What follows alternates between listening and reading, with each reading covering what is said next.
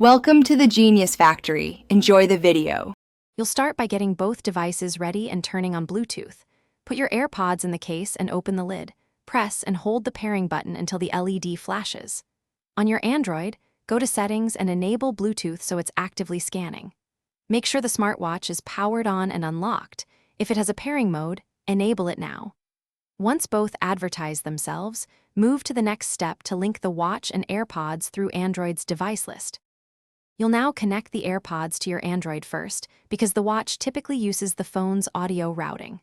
On the phone's Bluetooth list, tap the AirPods name when it appears, accept the pairing request, and any permission prompts for call or media audio. Make sure Android shows media audio enabled in the device's profile. Once paired, play a short audio clip to verify output. If audio plays through the phone, proceed to configure the watch to use phone audio. Finish by ensuring the watch is paired to your phone using the watch's companion app or Bluetooth settings. That link lets the watch control media. Once paired, set audio routing so the watch sends media to the phone, which in turn outputs to AirPods. Some watches support direct BLE audio. Choose that if available. Test music and calls from the watch. If something fails, unpair the AirPods and watch. Restart all devices, then retry the steps. That simple reset resolves most issues quickly.